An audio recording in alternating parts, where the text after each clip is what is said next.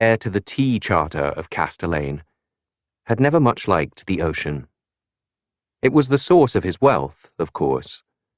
The millions of crowns' worth of tea and coffee that were carried in sleek ships across the seas to the Castellani port had made his family richer than gods. In theory, he appreciated the convenience of the sea. In actuality, he found it flat, featureless, and dull. Then again, Grammont found most things dull. People tended to be dull and generally limited in their thinking. Most parties were dull. Being the son of a charter holder in Castellane, with money but no real power, had been equally dull.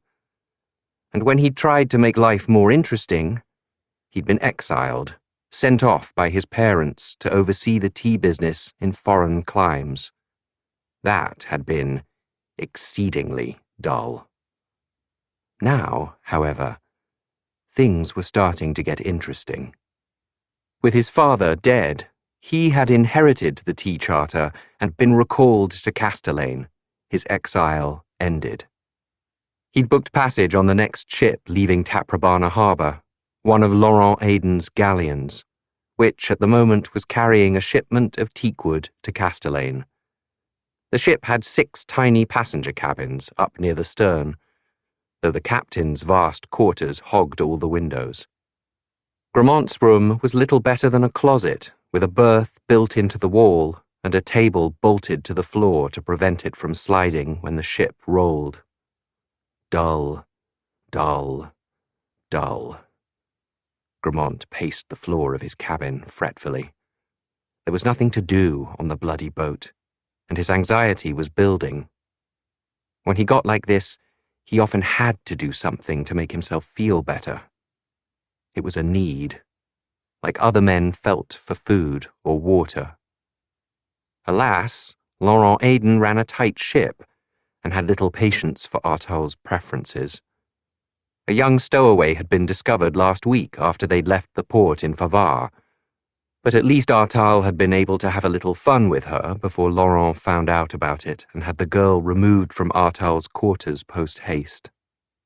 Words had been exchanged that were not particularly polite, and Artal had been given to understand that if he engaged in any more such business while on the Black Rose, he would be unceremoniously dumped off at the next port, charter or no charter.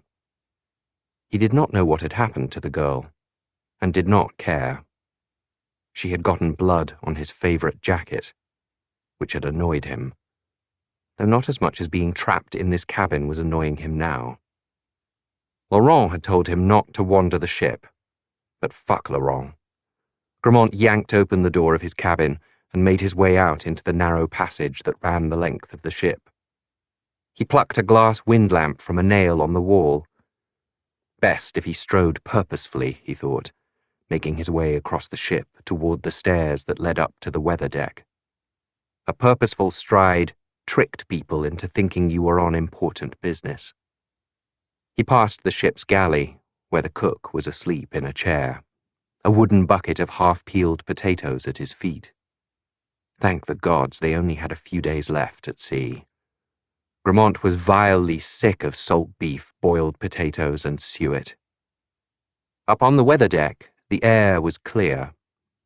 The moon hovered close to the horizon, creating a white path that stretched along the water. Rope for the sails lay in neat coils like sleeping snakes.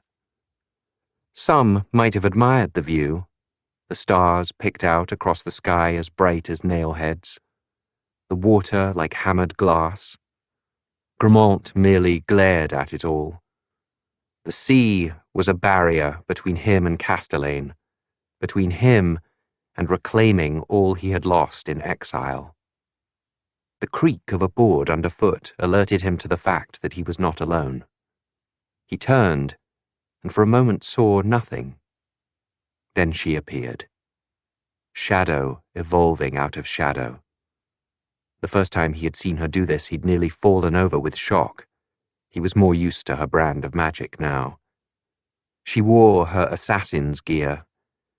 Every bit of her was covered with smooth black fabric. It rendered her faceless, which Grammont found unnerving despite the fact that he knew perfectly well what she looked like beneath the disguise. "I came to congratulate you on your upcoming nuptials, Artal," she said. Her voice was low and husky. If he hadn't known her gender, he doubted he could have guessed it. "I don't suppose there's any point asking you how you got here from the continent," he replied sourly. "Flew on a bat, eh?"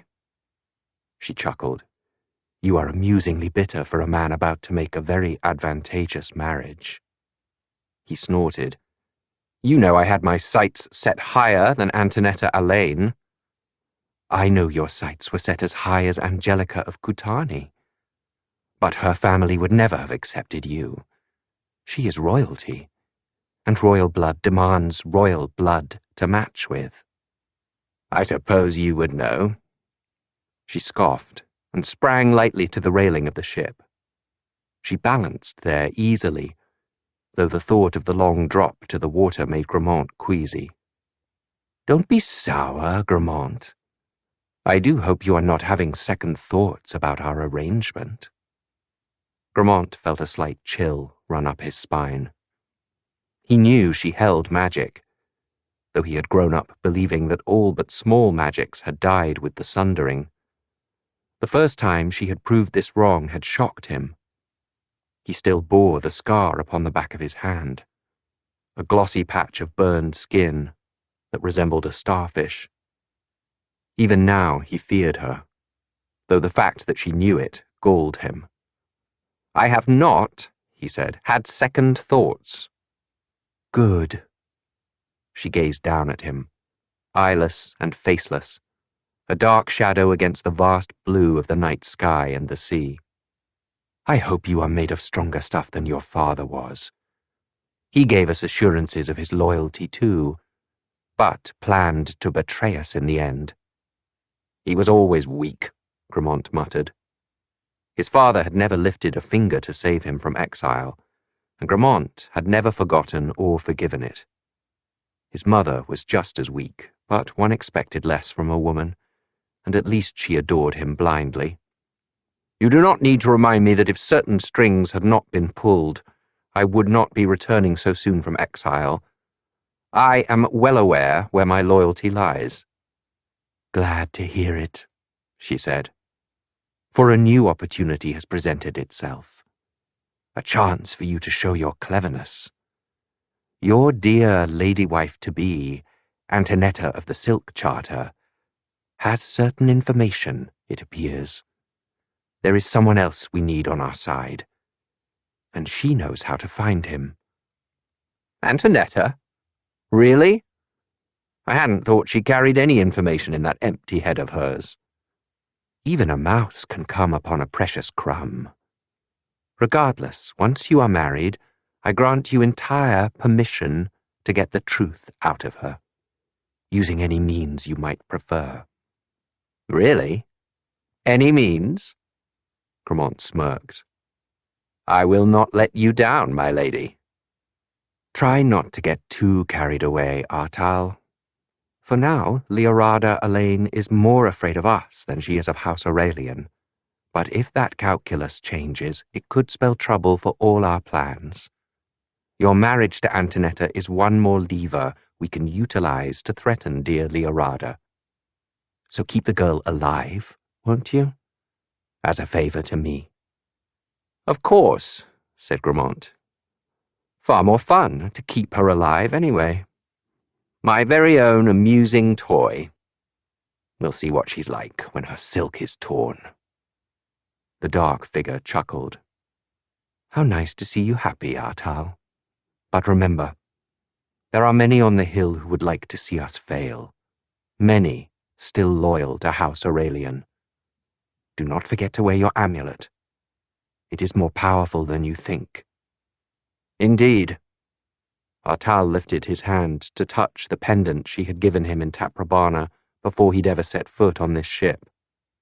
"I would be a fool to scorn its protection. And you would not have approached me if I were a fool." She said nothing. A little insulted, Artal looked up wondering at her silence, and saw that she was gone. He raced to the railing and leaned over it, but he saw only darkness and water below, and the moon's white path laid across the sea, pointing the way to Castellane.